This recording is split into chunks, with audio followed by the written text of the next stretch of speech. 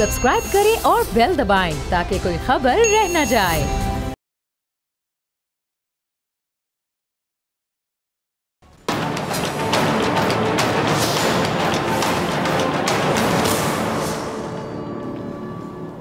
नाज़रीन, मैं हूं डॉक्टर फ़िज़ा अकबर खान और मैं हूं पाकिस्तान और आप देख रहे हैं पाकिस्तान के सबसे बड़े न्यूज़ चैनल का नंबर 1 प्रोग्राम ऐसे नहीं चलेगा।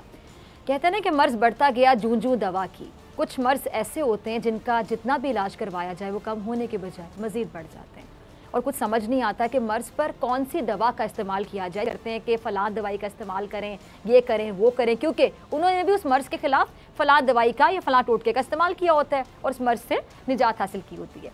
ठीक इसी तरह हमारी सियासत में भी अपोजिशन रहनुमा अपने ऊपर कायम जो करप्शन मुकदमात हैं और एहतसाब के दारों से छुटकारा हासिल करना चाहते हैं। अब नाज़रीन ज़रा गौर करें, करप्शन का मर्ज़ खुद को लाहक है, इलाज की ज़रूरत खुद को है और पीडीएम की आदत इलाज हुकूमत और एहतसाब के दारों का करने चली है।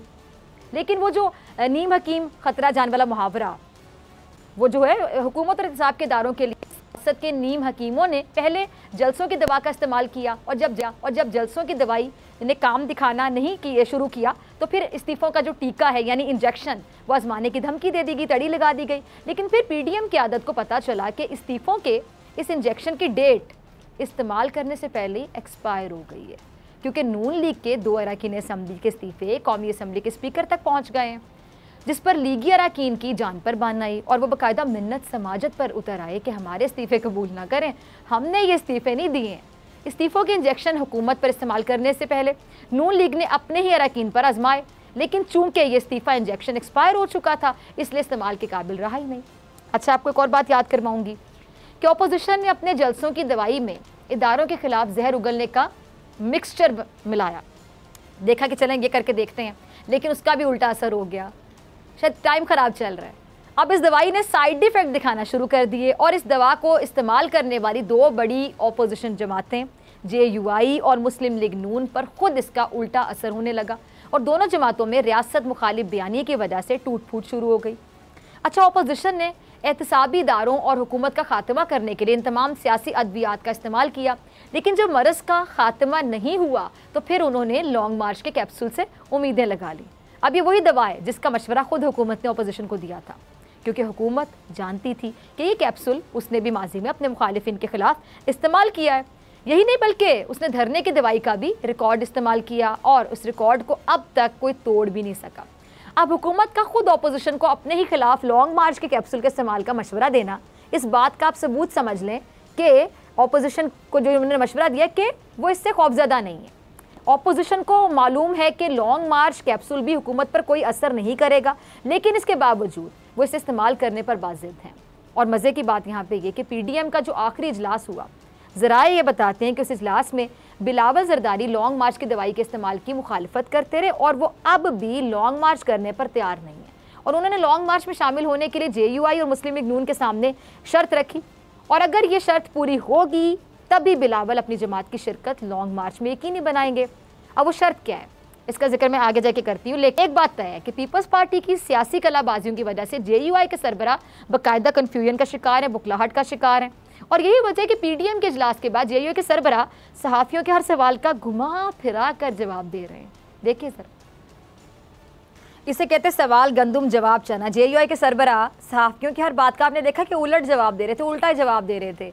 और ज़राए क्या कहते हैं कि बिलावल जरदारी ने लॉन्ग मार्च के कैप्सूल को जो मरज़ के इलाज है ना उसके लिए बाकायदा फजूल करार दे दिया कि इससे तो कोई फ़ायदा नहीं होने वाला, फजूल है ये, क्योंकि बिलावल को पता है कि तहरीक इंसाफ ने मुस्लिम लीग नून के ख़िलाफ़ एक तवील तरीन धरना दिया था जिसका कोई भी नतीजा नहीं निकला था। तो लॉन्ग मार्च का ये जो कैप्सूल है ये महज वक्त की बर्बादी है और ख़ुद पीडीएम का तमाशा बनाने के सिवा और कुछ भी नहीं। लेकिन नून लीग और JUI इस बात को किसी भी सूरत मानने को तैयार नहीं, उनको समझाए कौन। अब आपने देखा कि पीडीएम के सरबराह को अंदर ही अंदर खुद ही आप कह लें कि इस बात का अंदाज़ा है कि मार्च की दवाई एहतजाजी तहरीक के ज़ख्मों पर मरहम साबित नहीं होगी, बल्कि उल्टा नमक ही छिड़केगी, जिसने ज़ख्म पर नमक छिड़क उतरा दे। अब जिस तरह बिलावल जरदारी एक तरफ मार्च में शिरकत का ऐलान भी कर रहे हैं और दूसरी जानिब वो अपने अपोजिशन इत्तेहाद से अपनी जमात की मार्च में नुमाइंदगी के लिए शर्त भी रख रहे हैं, ये बात आपको समझ आ रही है? ये पहले ज़रा उनकी ये देखिएगा कि शर्त पे हम बात करते हैं, ज़रा क्लिप देखिएगा कि कहते हैं क्या बिलावल। अच्छा, जैसे दुनियादारी निभाई जाती है ना उसी तरह सियासतदारी भी निभाई जाती है और इसे निभाना अगर आपने सीखना है ना किसी भी सियासतदान ने, तो बिलावल से सीखें। वो अपने ऑपोजिशन इत्तेहादियों का दिल भी नहीं तोड़ना चाहते, लेकिन वो उनकी हाँ में हाँ भी मिलाते हैं, लेकिन साथ कदम नहीं बढ़ाते हैं। है ना सियाने, बहुत समझदार, बहुत मैच्योर। अब नाज़रीन, जैसे कि मैंने आपको बताया कि पीडीएम के अब तक के आखिरी इजलास में बिलावल जरदारी लॉन्ग मार्च की मुखालफत करते रहे और दूसरी तरफ वो अपनी इत्तेहादी अपोजिशन जमातों की नज़रों में बुरा बनने की बजाय एक पत्ता और खेल गए। क्या बिलावल जरदारी ने इजलास में लॉन्ग मार्च में अपनी जमात की शिरकत को इस बात से मशरूत किया कि अगर पीडीएम लॉन्ग मार्च में शुरका की एक बड़ी तादाद लाने में कामयाब होती है तो उसी सूरत में, सिर्फ उसी सूरत में वो लॉन्ग मार्च में अपनी शिरकत को यकीनी बनाएंगे। अब ये सवाल यहाँ पे बड़ी अहमियत का हामिल है, बड़ा अहम सवाल है कि बिलावल ने लॉन्ग मार्च में शुरका की बड़ी तादाद में शिरकत की शर्त क्यों रखी। आप सोचें ज़रा क्यों रखी होगी। वो इसलिए, मैं बताती हूँ कि हमने देखा कि पीडीएम ने बहुत जलसे किए। कराची जलसे को छोड़कर पीडीएम के तमाम जलसे आपको पता है फ्लॉप शो रहे, नाकाम रहे, पिट गए। और कराची में जलसा सिर्फ इस वजह से कामयाब हुआ कि वो जलसा पीपल्स पार्टी ने किया था और पीपल्स पार्टी ने थ्रू आउट जमहूरी रवैया रखा, प्रैक्टिकली बताया कि जमहूरियत होती क्या, जमहूरी रवैया होता क्या, और हमेशा आवाम की बात की। और इस वजह से ये जलसा आप कह सकते हैं कि कामयाब रहा और बड़ा जलसा रहा। अब जबकि दूसरी जानिब नून लीग और JUI जिसने सिर्फ अपनी मजलूमियत का रोना रोया, इदारों पर तनकीद की, हमले किए, इल्ज़ामात की बुछाड़ की और अवाम की कोई बात नहीं की, इसके बयानिए को अवाम ने मुस्तरद कर दिया। रिजेक्ट ही होना था इनका बयानिया। अब नून लीग हो या JUI, इसका अब भी वही बयानिया है जो पहले दिन था और अवाम इस बयानिए को रद्द कर चुकी है, रिजेक्ट कर चुकी है। बड़ी क्लियर बात है। अब इस वजह से बहुत कम चांसेस है कि नून लीग और JUI की वजह से अवाम इस लॉन्ग मार्च को भी मुस्तरद कर दें, और बिलावल ये बात अच्छे से जानते हैं, इसीलिए उन्होंने लॉन्ग मार्च के कैप्सूल में अवाम की ज़्यादा तादाद का फार्मूला शामिल करने की शर्त का सियासी पत्ता खेल दिया, क्योंकि उनको पता है कि लोगों की शिरकत नहीं होगी। अब इस बात की भी मेरे ख्याल से कोई ज़मानत नहीं है कि लॉन्ग मार्च में शुरका की तादाद ज़्यादा होने के बावजूद भी ये धरना कामयाब हो सके कि नहीं, क्योंकि तहरीक इंसाफ का इस्लामाबाद में होने वाला जो धरना है बड़ा और तवील धरना था और ये रिकॉर्ड तोड़ना बहुत मुश्किल भी है। यही वजह है कि इमरान खान ने वज़ीर आज़म बनने के बाद कौमी असम्बली में अपोजिशन को खुद कंटेनर देने की पेशकश की थी। आपको याद होगा, इमरान खान साहब का क्लिप होगा, ज़रा चलाइएगा। सुना आपने, वज़ीर आज़म भी अपोजिशन के मरज़ से बहुत अच्छे से वाकिफ़ हैं। वो इसको लाहक जो मरज़ है ना, इसका इलाज करना चाहते हैं, करप्शन की बीमारी से इनकी जान छुड़ाना चाहते हैं, और उनको इस वजह से अपोजिशन से हमदर्दी भी कह लें कि है। इसलिए वो खुद कह रहे हैं कि आप अपने मरज़ यानी हुकूमत और एहतसाब से जान छुड़ाने के लिए लॉन्ग मार्च की दवाई इस्तेमाल करना चाहते हैं, कर लें। इस हवाले से हुकूमत खुद ये दवा तैयार करने में आपकी मदद करेगी, लेकिन हुकूमत इनको मरज़ में रिलीफ नहीं देगी। अच्छा, ऐसा नहीं है नाज़रीन कि अपोजिशन की एहतजाजी तहरीक से जान छुड़ाने के पास कोई इलाज नहीं है। इलाज है, और ये इलाज है NRO। अगर हुकूमत NRO की ड्रिप पीडीएम को लगा देती, सोचें, तो फिर सब कुछ शांत हो जाएगा। सारा झगड़ा ये जो है ना, ये NRO की ड्रिप का है, इसीलिए हुकूमत पर हर तरह का दबाव डाला गया। लेकिन मैं कहूँगी कि आफरीन है हुकूमत पर जिसने हर बार इनको लिफ्ट ही नहीं कराई। हुकूमत जानती है कि अपोजिशन के लॉन्ग मार्च बुखार जो है ना जाएगा और इसे असम्बली में आकर आईनी तरीका आजमाना पड़ेगा, जैसे कि पीडीएम के सरबरा ने एक बार पहले भी, आपको याद होगा कि लॉन्ग मार्च की जो जड़ी बूटी है उसका इस्तेमाल किया था, लेकिन बाकी अपोजिशन जमातों की जो अदम शिरकत, उसकी वजह से ये जो जड़ी बूटी थी ये भी काम नहीं कर सकी थी, झूठी पड़ गई थी। शामिल कुरैशी साहब ने उस मौके पर पीडीएम के सरबरा को पैगाम भी दिया था। टीम ज़रा चलाइएगा क्लिप। ये बीते दिनों की बात है जब शामिल कुरैशी साहब ने कह लें कि तने तनहा हुकूमत के खिलाफ इस्लामाबाद की जानिब मार्च करने वाले पीडीएम के सरबरा को मुज़ाकरात की दावत दी थी, और क्या कहा था कि उनके जो भी तहफ़्फ़ुज़ात हैं अगर वो हुकूमत की समझ में आते हैं तो हुकूमत मान लेगी। लेकिन पीडीएम के सरबरा के मुतालिबात इस नौइयत के थे ही नहीं जिन्हें मुज़ाकरात की मेज़ पर सुलझाया जा सकता, क्योंकि उनके ज़ाती मुफादात थे और उनको ये बात अच्छे से मालूम थी कि हुकूमत उनके मुतालिबात को नहीं मानेगी। सो उन्होंने मार्च को अपनाया, लेकिन बाकी सियासी जमातों ने उनके साथ चलने से इनकार कर दिया। अच्छा, शाह महमूद कुरैशी साहब ने यह भी पैगाम दिया, बार बार ये पैगाम देते रहे कि तहरीक इंसाफ ने तवील तरीन धरना दिया और इसका कोई नतीजा नहीं निकला। पीडीएम के सरबरा इससे नसीहत हासिल कर लें, लेकिन JUI के सरबरा ने एक ना मानी। अब एक बार फिर पीडीएम इस्लामाबाद मार्च करना चाहती है, लेकिन ज़राए के मुताबिक पीपल्स पार्टी अवाम की बड़ी तादाद में शिरकत की सूरत में, अगर अवाम शिरकत करेगी वो भी बड़ी तादाद में, तो ही पीपल्स पार्टी मार्च में शिरकत करेगी। वैसे क्या बात है बिलावल, आपकी बहुत इंटेलिजेंट हैं आप। अच्छा, ज़राए के मुताबिक सिंध और बलोचिस्तान से शुरका की बड़ी तादाद जमा करने का टास्क पीडीएम में शामिल जो दीगर जमातें उनको दिया गया। अब देखना ये कि पीडीएम मार्च में अवाम का समंदर लाने में क्या कामयाब होती है या फिर नहीं, इसका फैसला जल्द हो जाएगा।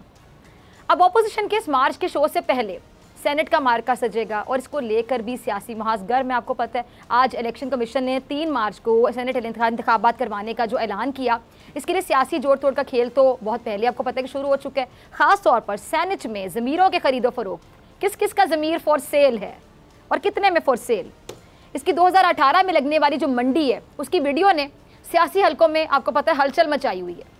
ऑपोजिशन ने बजाय इसके कि सेनेट के इंतखाबात में धांधली का जो रास्ता रोकने के लिए हुकूमत का साथ दिया जाता, उसने इस वीडियो को लेकर हुकूमत पर बाकायदा चढ़ाई शुरू कर दी है। यही नहीं कि वज़ीर-ए-आज़म इमरान के उस बयान पर भी आपको पता है कि बहस की जा रही, तरह तरह की बातें की जा रही हैं कि उनको इस वीडियो के बारे में बहुत पहले से पता था, ये वो ब्ला ब्ला ब्ला। क्लिप होगा, प्राइम मिनिस्टर साहब का ज़रा चलाइएगा।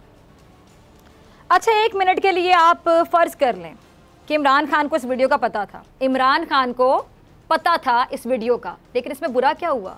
बुराई तो तब होती ना जब वज़ीर-ए-आज़म इमरान खान साहब अपनी जमात के अरकान को ज़मीर का सौदा करने पर बचाने की कोशिश करते। ऐसा ही नाज़रीन, अगर वो कहते मैं तो उनको बचाना चाहता हूँ, ज़मीर का सौदा इन्होंने किया, पर्दे डाले जाते, तब बुराई होती। लेकिन इन्होंने तो अपना जो रेट लगाने वाले करप्ट मेंबरान हैं उनके खिलाफ बाकायदा कार्रवाई करके एक मिसाल कायम की, एक एग्जाम्पल सेट की, तो इसमें कैसी बुराई?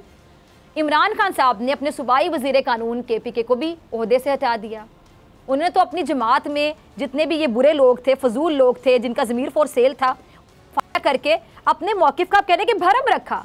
और सवाल ये नहीं है कि वीडियो पहले क्यों मंजर आम पर नहीं आई, या कब आई, क्यों आई, कैसे आई, किसको पता था, नहीं पता था, इमरान खान को इस वीडियो का पहले से पता था या नहीं पता था, ये तो सवाल ही नहीं है। यह मसला सबसे बड़ा ये है कि आपको सवाल ये नहीं पता कि सवाल होता क्या है और फिर सोल्यूशन क्या है। सोल्यूशन की तो कोई बात ही नहीं करता, सवाल में उलझे रहते हैं सब, अपने अपने तज्जिया देने के लिए हल की तरफ को जाता नहीं है, मसले का हल निकालने की तरफ को जाता नहीं है, टाइम वेस्ट किया जाता है और जानबूझ के किया जाता है। ये भी एक स्ट्रैटेजी है, इसको भी एक हिकमत अमली कहते हैं कि दबा के टाइम वेस्ट करो कि हल की तरफ कोई ना जा सके। इमरान खान साहब ने करप्ट अनासरों के खिलाफ कार्रवाई की, यही काफ़ी है अल्लाह के बंदो कि करप्ट अनासरों को सपोर्ट नहीं किया, उनके खिलाफ कार्रवाई की, क्या ये काफ़ी नहीं है?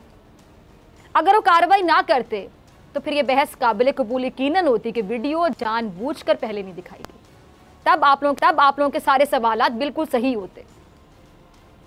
अब सवाल ये अहम है कि सेनेट में से धांधली और ये जो किस किस का ज़मीर बराए फ़रोख्त है, उम्मीदवारों की जो मंडी का कारोबार है, ये ख़त्म होना चाहिए, ख़त्म होना चाहिए, ये नहीं होना चाहिए। ये है सवाल अल्लाह के बंदो। लेकिन अपोजिशन के रवैये से, उनके एटीट्यूड से, उनके बिहेवियर से ये लगता है कि वो सेनेट में ज़मीरों के फ़रोख्त का सिलसिला बंद नहीं करना चाहते। वो चाहते हैं कि ज़मीर फ़रोख्त होते चले जाएँ। अब सेनेट के इंतखाबात सर पर हैं, तो वहीं पर इंसाफ़ी जो MP हैं उन्होंने पार्टी छोड़ने का ऐलान कर दिया और उन्होंने अपने साथ मज़ीद 4 से 5 अरकान पार्टी से ले जाने का आपको पता है कि दावा भी किया। अब ज़रा गौर कीजिएगा नाज़रीन, यहाँ पे टाइमिंग देखिए, अगर पार्टी इख्तिलाफ़ात की वजह से छोड़नी थी तो पहले ही छोड़ देते। ज़रा गौर कीजिए, अब टाइमिंग पे ज़रा गौर कीजिए कि अब ऐसे वक्त में सेनेट इंतखाबात जब करीब हैं और पार्टी को छोड़ देना, समझ आ रहा है आप लोगों को? अवाम बड़ी इंटेलिजेंट है, अवाम सब कुछ समझती है। लेकिन एक बात समझ में ज़रूर आ रही है, वो ये कि सेनेट इंतखाबात में तमाम जो सियासी जमातें हैं उनमें बोलियां लग चुकी हैं, जिनको रोकना बहुत ज़रूरी है, वरना ये सेनेट इंतखाबात भी, जिस तरह हमारे यहाँ सेनेट इंतखाबात हमेशा तो ये भी मशकूक हो सकते हैं और बाद में यही सियासी जमातें हुकूमत से बाकायदा वो रोना रोते नजर आएंगे, धांधली होगी, धांधली होगी, धांधली हो गई। लेकिन अपोजिशन को सिर्फ हुकूमत के खिलाफ बयानबाजी की पड़ी है, हल की तरफ नहीं जाते। देखिए ज़रा साद रफ़ीक साहब क्या कह रहे हैं। देखा आपने, अपोजिशन को सेनेट इंतखाबात शफाफ बनाने में कोई इंटरेस्ट नहीं। इंटरेस्ट सिर्फ एक चीज़ में, दिलचस्पी सिर्फ एक चीज़ में है, सिर्फ ये कि उस वीडियो में कि वो वीडियो आखिर कहाँ से आई, क्यों आई, पहले क्यों नहीं आई, ब्ला ब्ला ब्ला ब्ला। ऑपोजिशन जितना मर्जी पॉइंट स्कोरिंग कर ले, आखिर में इनके हाथ कुछ नहीं आने वाला। करप्शन का मर्ज खुद ऑपोजिशन बढ़ा रही है और इसका इलाज ढूंढने का ढोंग भी रचा रही है। क्या वखरे लोग हैं ये, पंजाबी में कहते हैं वखरे, जिनकी समझ नहीं आती, बिल्कुल अलग, डिफरेंट। ये मर्ज खुद ऑपोजिशन ने पैदा किया, बजाय इसके कि ऑपोजिशन अपने मर्ज के लिए दवाइयों का इस्तेमाल करे या फिर परहेज़ करना शुरू कर दे। कहते हैं परहेज़ दवाई से बेहतर होता है, और वो क्या परहेज़, क्या यानी जो लूटी हुई दौलत है दे, और ख़ुद ही जो केसेस हैं एहतसाब है उनसे जान भी छूट जाएगी और हुकूमत से भी इसको फिर कोई ख़तरा नहीं रहेगा। वरना मर्ज भी क्या उठेगा कि महज दवाइयों से काम नहीं चलेगा, अब ऐसे नहीं चलेगा। मिलते हैं ब्रेक के बाद।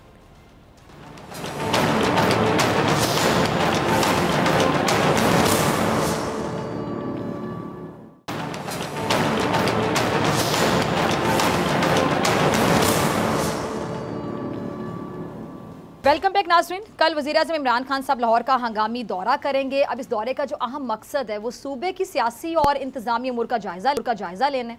वज़ीर-ए-आज़म साहब से वज़ीर आला पंजाब सरदार उस्मान बुज़दार मुलाकात भी करेंगे। अब इस मुलाकात में पंजाब में जो सियासी जोड़ तोड़ है, सेनेट इंतखाबात और PDM एहतजाजी तहरीक पर मुशावरत होगी। अच्छा, प्राइम मिनिस्टर पंजाब में अमन अमान की सूरत हाल पर ब्रीफिंग भी लेंगे और पंजाब की जो सीनियर क़यादत है उससे मुलाकात भी करेंगे, मुख्तलिफ इजलासों की सदारत भी करेंगे।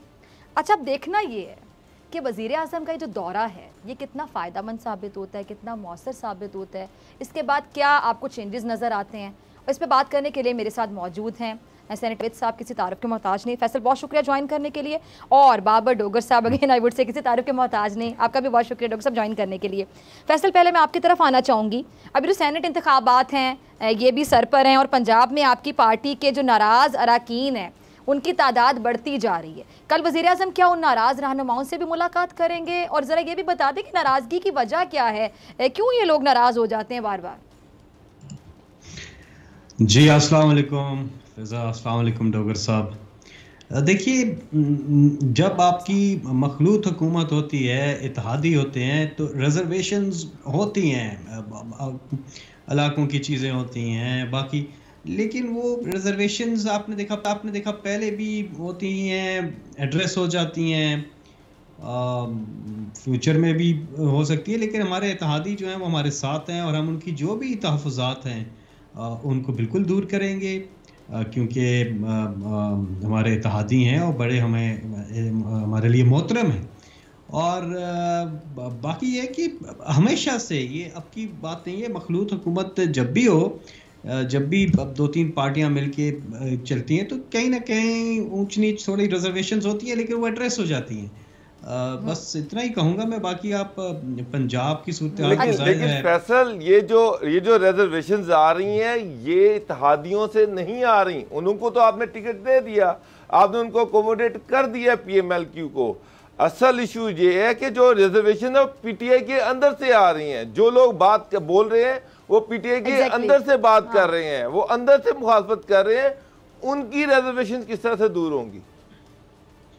हाँ जी, देखिए, इस केस में इत्तेहादियों से मुराद ये है कि बहुत से ऐसे लोग थे जो आज़ाद उम्मीदवार आए थे और उन्होंने बाद में पार्टी ज्वाइन की थी, और इस कॉन्टेक्स्ट में मैं कह रहा हूँ कि रिजर्वेशंस होती हैं और वो एड्रेस हो जाती हैं। और ये भी मैं आपको बताऊँ, इंशाल्लाह उनकी जो भी रिजर्वेशंस हैं वो एड्रेस होंगी और उनकी जो भी जायज़ मुतालबात हैं वो बिल्कुल माने जाएंगे। इसमें कतन ऐसी कोई चीज़ नहीं है। और जमहूरियत में यही तो इसका हुस्न है, खूबसूरती है कि बातचीत से मामलात जो हैं तय होते हैं और ऐसा ही होगा जी।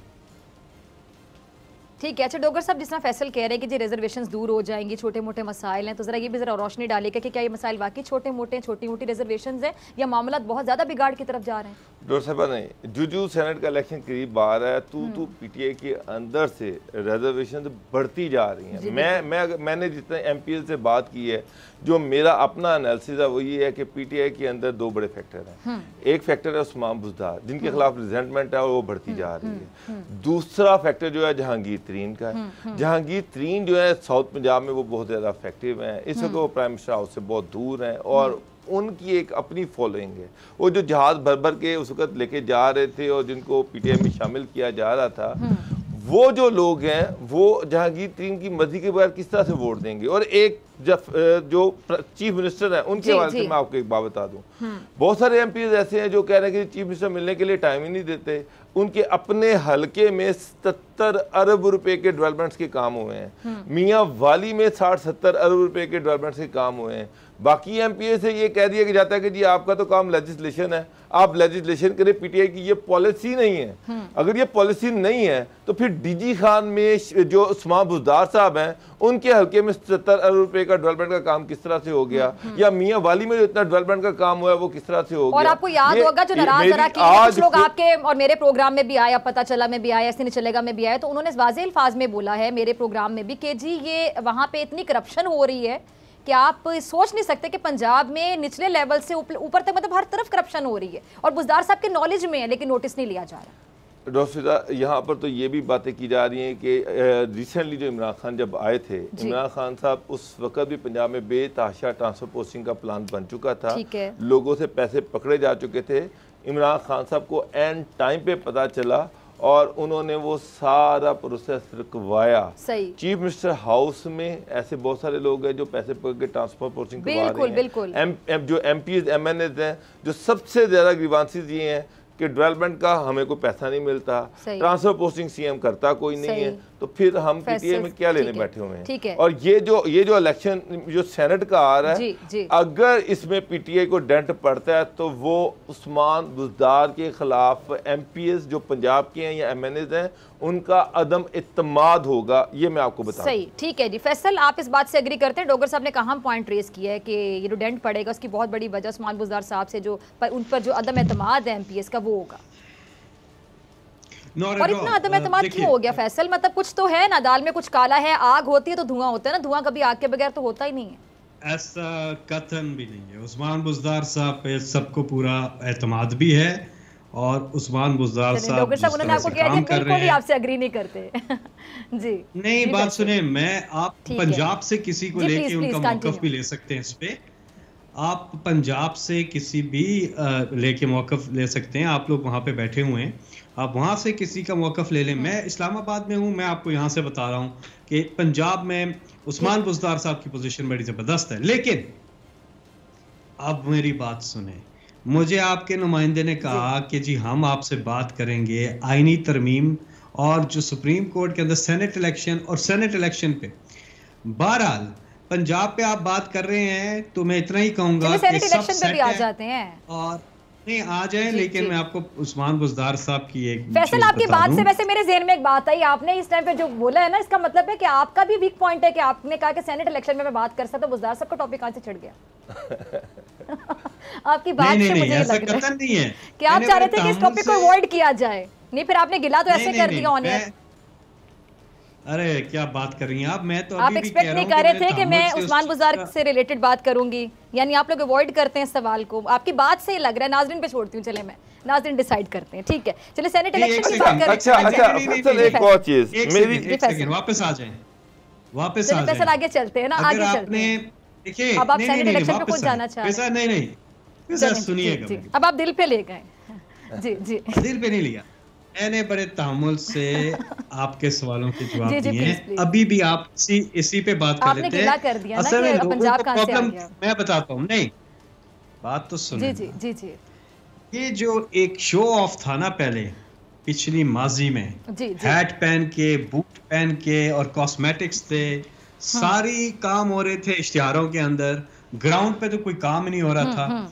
जिस खिदमत खल्क पे, जिस अंदाज में उस्मान बुज़दार साहब काम कर रहे हैं, ये मैं नहीं कहता, ये आपको आने वाला वक्त और इलेक्शन भी बताएगा। और साथ में इमरान खान साहब ने क्यों बार बार कहा कि उस्मान बुज़दार ही हमारे चीफ मिनिस्टर हैं और उनकी कारकर्दगी जो है उससे वो खुश हैं, कोई वजह होगी ना, ऐसे ही तो नहीं है। और इमरान खान जी, मैंने कहा वसीम अकरम प्लस हैं, वो यही वजह होगी, और क्या वजह होगी? आप ये देखेंगे इंशाल्लाह। देखें, पहले हमारी खैबर पख्तूनख्वा में जब पहली हुकूमत आई थी, हम तो देखने को तरस गए हैं भाई। आप लोगों का आधा टेन्योर खत्म हो गया, 2.5 साल हो गए, हम तो तरस गए। अगले 2.5 साल में अगर वो परफॉर्म कर जाएंगे तो मुझसे ज्यादा खुश कोई होगा ही नहीं कि हमारे पंजाब का वज़ीर आला परफॉर्म कर रहा है। मैं पंजाब में रहती हूँ, पंजाबी हूँ मैं जी। 3 साल खैबर पख्तूनख्वा में भी यही बातें हो रही थी जब हमारी पहली हुकूमत आई थी कि किधर है नया खैबर पख्तूनख्वा। खटक साहब, बड़ी तनकीद होती थी 3 साल। आपने देखा गुड गवर्नेंस की वो मिसाल के पहली पाकिस्तान की तारीख में पहली बार केपी में एक पार्टी की ना सिर्फ गवर्नमेंट रिपीट होती है बल्कि डबल वोट लेकर वापस आती है। अब खटक साहब इतने गुस्से में क्यों रहते हैं? वो तो कहते हैं अगर मैं बातें करने पर आ गया तो हुकूमत को नुकसान हो सकता है। वो वैसे क्यों की थी खटक साहब ने बातें इस तरह की? खटक साहब, मैंने कहा बड़ा गम गुस्से का इजहार करते हैं ढके छुपे अल्फाज में कि अगर मैं बातें खोलने पर आ गया तो हुकूमत को बड़ा नुकसान होगा। खटक साहब हमारी पार्टी क्या बातें हैं उनके पास? यही तो अफसोस का मुकाम है ना कि इतना सीनियर बंदा इस तरह की बातें करे। आप अपने आप से सवाल करके अपने आप को जवाब देना चाह रही हैं जी। मैं जवाब देता हूँ ना, आपने सवाल पूछा, मुझे जवाब मैं आपका जवाब सुन रही हूँ, मैं आपका जवाब ही सुन रही हूँ जी, प्लीज। हमारी पार्टी की ये खूबसूरती है, हमारी पार्टी में जरूरत से ज्यादा जमहूरियत है। और खटक साहब की वो जो तकरीर थी उसमें उन्होंने ये भी कहा, और जिस कॉन्टेक्स्ट में वो बात कर रहे थे उन्होंने ये भी कहा कि इमरान खान साहब की किस कदर वो मुखलिस हैं और किस कदर वो पार्टी के नज़रिए और पार्टी के साथ जुड़े हुए हैं। और उनकी जो 5 साल हुकूमत थी खैबर पख्तूनख्वा में, कमाल की चीज़ें हुई हैं। ऐसे ही तो नहीं गवर्नमेंट 2/3 मेजॉरिटी लेकर वापस आती है और सेम पार्टी डिलीवरी थी। आज वो हेल्थ कार्ड जो उधर शुरू हुआ था, आज पूरे खैबर पख्तूनख्वा में देखिए, कोई भी हो, अमीर गरीब कोई भी हो, हर शहरी के पास यूनिवर्सल हेल्थ इंश्योरेंस से 10 लाख रुपए सालाना खानदान का खर्चा सरकार उठाएगी। ये हर शख्स के पास है खैबर पख्तूनख्वा में। अमेरिका भी यूनिवर्सल हेल्थ कवरेज दे सका, बहुत बड़ी बात है। और भी बड़ी चीजें, मैं डिटेल में नहीं जाता। तो खटक साहब को हम सब अच्छा, फैसल इसको छोड़ दें, दोबारा सेनेट पे वापस आते हैं। ठीक है, बिल्कुल। एक परसेप्शन डेवलप हो रहा है, बल्कि ये चीज आम हो रही है कि पीटीआई में पैरा ट्रूपर जो हैं, जो ऊपर से लोग हैं, वो इम्पोज किए जा रहे हैं और वर्कर को इग्नोर किया जा रहा है। जितने एडवाइजर हैं उन सभी को अकोमोडेट किया जा रहा है एज सेनेटर, और आम वर्कर जो है वो फिर इग्नोर हो गया। जिसने पीटीआई के लिए धक्के खाए, मारे खाए, जो धरनों में जाके बैठा, उसको तो टिकट नहीं मिल रहा। टिकट तो उनको मिल रहा है जो ऊपर से आए हैं, जो जो जो जो ऐसे के सारे एडवाइजर बने हुए हैं, और जिनको हर तमाम एमएनएस भी उनको टारगेट करते हैं कि जी ये जो अनइलेक्टेड लोग हैं वो सारे जो हैं वो इमरान खान साहब के करीब बैठे हुए हैं, और वही अब सेनेट का टिकट भी ले रहे हैं। देखिए, मैं पार्लियामेंट्री बोर्ड में तो नहीं हूँ, लेकिन जो मेरे तक इतलात आ रही हैं, और जो मैं आपको बताऊं, सबसे बड़ा एडवोकेट वर्कर का, लॉयलिस्ट का, इमरान खान साहब के नज़रिए पे जाने वाले का मैं हूँगा, क्योंकि मुझे भी सेनेट की टिकट मिली थी, ठीक है। और मैं एक पार्टी का वर्कर, पुराना वर्कर, और एक मिडिल क्लास फैमिली से, मैंने जब देखा इधर तो इतनी लेन देन चलती है सेनेट के अंदर, हम जैसे लोग, अगर इमरान खान साहब ना होते तो ये कभी भी ना होता, अल्लाह का फजल है। और ये किसी और पार्टी में हो भी नहीं सकता जो पीटीआई में है। यहाँ पे जो रेट चल रहा है 50 करोड़ 70, मेरा खर्चा हुआ जी 4735 रुपए सेनेट की। वो मैंने कोई प्रिंट आउट्स लिए थे और कुछ इलेक्शन कमीशन में फैसला, अगर अदालती फैसले का जो इंतजार है, अगर फैसला आपके खिलाफ आ जाता है, ये शो ऑफ हैंड्स का जो मामला है, फिर हॉर्स ट्रेडिंग होगी। अगर फैसला खिलाफ आ जाता है फिर मुश्किल नहीं होगी हुकूमत को? देखिए, फैसला खिलाफ का मतलब क्या, फैसला ये प्ली क्या है सुप्रीम कोर्ट में कि जो सेनेट की इलेक्शन है, क्या उसमें कॉन्स्टिट्यूशनल अमेंडमेंट की जरूरत है ओपन बैलेट के लिए, या फिर एक्ट ऑफ पार्लियामेंट या ऑर्डिनेंस से कर सकते हैं, ठीक है। अब सुप्रीम कोर्ट ने आर्टिकल 226 की तशरीह करनी है। अगर वो कहते हैं कि नहीं, कॉन्स्टिट्यूशनल अमेंडमेंट जरूरी है, ठीक है, अगर वो कहते हैं, फर्ज कर लें कि सुप्रीम कोर्ट का फैसला ये आता है कि कॉन्स्टिट्यूशनल अमेंडमेंट जरूरी है, तो फिर हम इस कॉन्स्टिट्यूशनल अमेंडमेंट के पीछे जाएंगे इलेक्शन के बाद। लेकिन फैसल एक चीज आपने कहा कि कॉन्स्टिट्यूशनल अमेंडमेंट की तरफ जाएंगे, ये आप एफर्ट पहले भी कर सकते थे, इलेक्शन से पहले भी कर सकते थे। मेरी नून लीग के लोगों से बात हुई, फिर पार्टी के लोगों से बात हुई, उन्होंने कहा जी पीटीआई ने कंसेंसस डेवलप करने की कोशिश ही नहीं की। आपको चाहिए था कि कोई उनसे बैठ के बात करते, कोई डिस्कशन करते, उनको इस साइड पे लेके आते, लेकिन आपने तो इस तरह की बात ही नहीं की। अचानक आपने सेशन बुलाया और उसमें बिल ले है। जी, मैं अभी आपको एक चीज दिखाता हूँ, ये देखिएगा। हमने बात नहीं की, वो कहते हैं हमने बात नहीं की, ठीक है ना जी। ये जो कॉन्स्टिट्यूशनल अमेंडमेंट का बिल है, ये नेशनल असेंबली में काफ़ी अरसे से पड़ा हुआ है।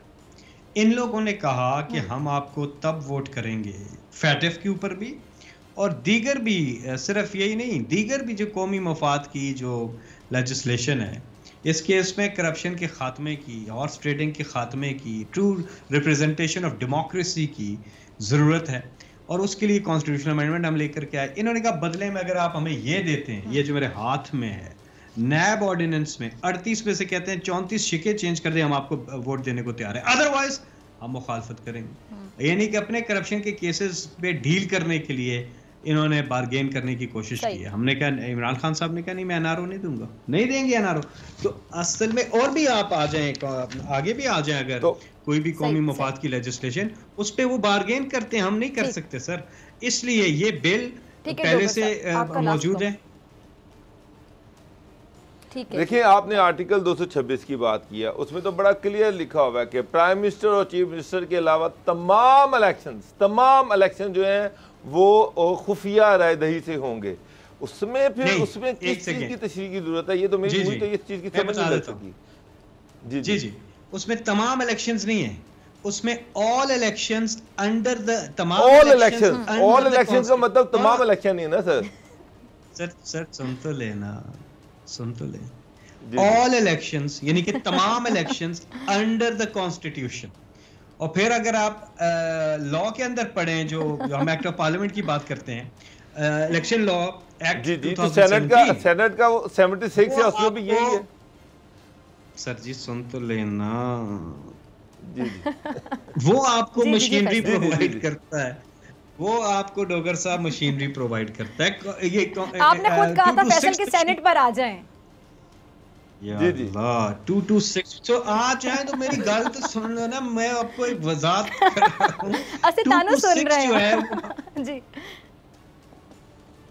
226 जो है वो मशीनरी प्रोवाइड नहीं करता। 226 कहता है कि all elections under the constitution. The question is whether the members of the senate election is under the constitution और नॉट। ये सवाल है।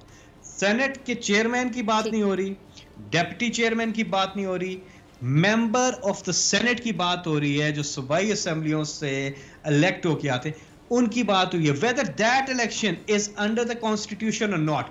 आइन says all elections under the constitution, whether this senate members of the senate election is under the constitution or not, ये मुअज़्ज़ज़ अदालत ने इसकी बता देना है। और जब हम एक्ट ऑफ में जाते हैं 2017 एक्ट में इलेक्शन में, उसमें मशीनरी प्रोवाइड की हुई है, चाहे वो नेशनल असेंबली के इलेक्शन हो, बाकी इलेक्शंस हो, लोकल गवर्नमेंट के हो, तो मशीनरी बताई हुई है, बताया हुआ कि किस तरह से होंगे।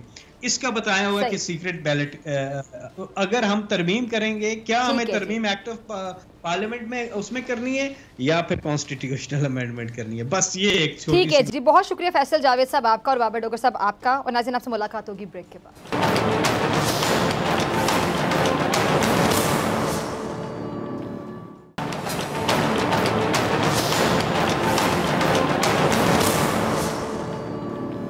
वेलकम बैक नाज़रीन। आज हम अपने प्रोग्राम के तीसरे सेगमेंट में बात करेंगे उस स्कैंडल की जिसने ना सिर्फ मुल्क की सालमियत को खतरे में डाला बल्कि अपने ही लोगों को मकरू धंधे की आड़ में बेवकूफ़ बनाया है। इंटरनेशनल स्कैम के खिलाफ FATF के तनाजुर में FIA की जानिब से गुज़श्ता दिनों एक अहम कार्रवाई की गई थी जिसमें डिजिटॉनिक्स के दफ्तर पर छापे मारकर उनके तमाम असासे जब्त कर लिए गए थे, जबकि अकाउंट्स भी मुंजमद कर दिए गए।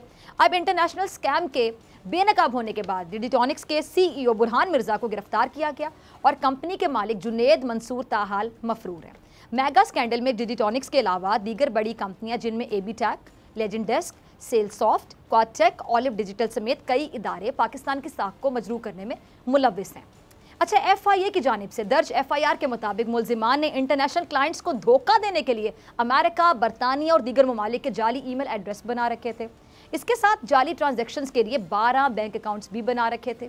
और छापे के दौरान FIA ने कंपनी दफातर से क्लाइंट से जालसाजी की कॉल रिकॉर्डिंग्स भी हासिल की। और FIR में यह भी कहा गया है कि गैंग फ्रॉड, ब्लैकमेलिंग और भत्ता वसूल करने के लिए कस्टमर्स को हिरासा किया जाता था। FIR के मुताबिक मुल्जिमान ट्रेडमार्क और वेबसाइट्स डेवलपमेंट के नाम पर कस्टमर्स को झांसा देते थे और कंपनी का नेटवर्क और गैंग नाम और शनाख्त बदल कर मुख्तलिफ क्लाइंट से डील करते थे। धोखाधड़ी, फ्रॉड और मनी लॉन्ड्रिंग के इस मेगा स्कैंडल के खिलाफ FIA की जानिब से पेश किए जाने वाले चालान के मुताबिक डिजिटॉनिक्स लैब के नाम पर रोजाना की बुनियाद पर $2.5 लाख की ट्रांजैक्शंस होती थी। और इतने बड़े पैमाने पर कारोबार के बावजूद डिजिटॉनिक्स लैब के लोकल बैंक अकाउंट्स खाली थे। चालान के मुताबिक डिजिटॉनिक्स को पैसे दीगर चैनल्स के जरिए इंटरनेशनल अकाउंट्स में मुंतकिल किए जाते थे। और केस के दौरान FIA ने मुल्जिमान के खिलाफ मनी लॉन्ड्रिंग के शवाहिद भी हासिल कर लिए हैं, जबकि मुल्जिमान की जो कॉल रिकॉर्डिंग है डिकोड करके अदालत में पेश कर दी गई है। चलान के मुताबिक मुल्जिमान ने न सिर्फ गैर मुल्कियों को लूटा बल्कि बैरून मुल्क में मुकीम पाकिस्तानी भी उनके हाथों बेवकूफ़ बनते रहे। जारी करदा चलान में यह भी कहा गया है कि मुल्जिमान धोखाधड़ी और फ्रॉड करके अहम मालूमात हासिल करके ब्लैकमेल करते थे। FIA ने डिजिटॉनिक्स के 9 बैंक अकाउंट से रकम निकालने पर पाबंदी भी आयद की और बैंकों से कंपनी अकाउंट्स की ट्रांजैक्शंस का रिकॉर्ड भी तलब कर लिया है। तहकीकात के दौरान मशकूक ट्रांजैक्शंस का भी सुराग लगाया गया, जबकि रिमांड के दौरान मुल्जिमान इन ट्रांजैक्शंस के हवाले से वजाहत नहीं दे सके। चलान में यह भी कहा गया है कि मुल्जिम बुरहान मिर्जा ने डिजिटॉनिक्स कंपनी के नाम से मिलते जुलते नामों की 8 कंपनियां रखी हैं, जबकि कंपनी की आमदनी और अखराजात में भी मुकम्मल तजाद पाया जाता है। चलान के मुताबिक मुल्जिमान ने अमेरिका और दुबई में भी जायदादें बना रखी हैं, जबकि दूसरी जानिब FIA cyber crime circle Singh के एडिशनल डायरेक्टर फैजुल्ला कुरेजो को FIA हेडक्वार्टर रिपोर्ट करने का हुक्म दिया गया और FIA cyber crime circle Karachi के डेप्यूटी डायरेक्टर अब्दुल गफार का साइबर क्राइम विंग हेडक्वार्टर तबादला कर दिया गया है। इससे पहले मेगा स्कैंडल केस के इन्वेस्टिगेशन ऑफिसर मुमताज हुसैन सोमरो समेत दीगर अफसरान जो इस केस की तहकीकात कर रहे थे उनका भी तबादला करा दिया गया। यहाँ मैं आपको ये मेगा स्कैंडल में होने वाली जो नई पेशरफ्त है उसके हवाले से ज़रा आगाह करती चलूँ। सिंध हाई कोर्ट में मेगा स्कैंडल के खिलाफ होने वाली समाअत के दौरान मनी लॉन्ड्रिंग और धोखाधड़ी के जुर्म में जो गिरफ्तार डिजिटॉनिक्स के CEO बुरहान मिर्जा हैं और दीगर मुल्जिमान उन्हें अदालत में पेश किया गया, जबकि FIA ने केस का हतमी चालान जमा कराने के लिए अदालत से मोहलत मांगी है। अदालत ने FIA की दरख्वास्त मंजूर करते हुए तमाम मुल्जिमान को दोबारा जेल मुंतकिल करने का हुक्म दिया, जबकि गुज़श्ता हफ्ते सिंध हाई कोर्ट में मेगा स्कैंडल के खिलाफ समाअत के दौरान जस्टिस नेमतुल्लाह ने तफ्तीशी ऑफिसर से केस के दौरान मिलने वाले जो शवाहिद हैं उनके हवाले से सवाल किया, जिस पर तफ्तीशी ऑफिसर ने मुल्जिमान से गैर मुल्कियों के चोरी शुदा क्रेडिट कार्ड्स का डाटा और मुल्जिमान से बरामद होने वाली डिवाइसेस से मिलने वाले शवाहिद का भी बताया था। अच्छा, इंटरनेशनल स्कैम के इस केस में सामने आने वाली जो नई पेशरफ्त है उसके बाद बज़ाहिर तो यूँ महसूस हो रहा है कि जो अफवाहें गर्दिश कर रही थी उनमें कोई ना कोई सदाकत ज़रूर है, क्योंकि जब इस केस के हवाले से हमने director FIA cyber crime wing Mohammad Jafar और एडिशनल डायरेक्टर FIA एहसान सादिक से रब्ता करने की कोशिश की, लेकिन कोई मुस्बत जवाब नहीं मिला। अब इन सवालों के जवाब जानना बहुत ज़रूरी हो गए कि अगर ये कंपनी किसी इंटरनेशनल स्कैम में मुलव्विस है तो इनके खिलाफ कार्रवाई करने में अफसरान का तबादला क्यों कर दिया गया और क्या ये तबादला किसी के दबाव पर हुआ? क्या अफसरान केस की असल तहकीकात के खिलाफ अपना किरदार अदा कर रहे थे या केस की तहकीकात पर असरअंदाज होने के लिए इन अफसरान का तबादला कर दिया गया? और क्या पाकिस्तान में बिना वजूहात के किसी भी ऑफिसर का तबादला करवाना इतना आसान है? सवाल ये भी उठता है कि मनी लॉन्ड्रिंग और धोखाधड़ी में मुलव्विस AB टैक, सेलसॉफ्ट, लेजेंडेस्क, ऑलिव डिजिटल, क्वाडटेक समेत दीगर मुल्क दुश्मन कंपनीज के खिलाफ अभी तक कोई कार्रवाई अमल में आखिर क्यों नहीं लाई जा सकी? मुल्क की साख को नुकसान पहुंचाने वाले ये अनासिर कब अपने अंजाम को पहुंचेंगे? इसी के साथ डॉक्टर फिज़ा अकबर खान को दीजिए इजाज़त। आपसे मुलाकात होगी टाइम सेम चैनल। अगर ज़िंदगी ने वफ़ा की दुआओं में याद रखेगा, अपने अपने प्यारों का बहुत ख्याल रखिएगा। अल्लाह निगहबान।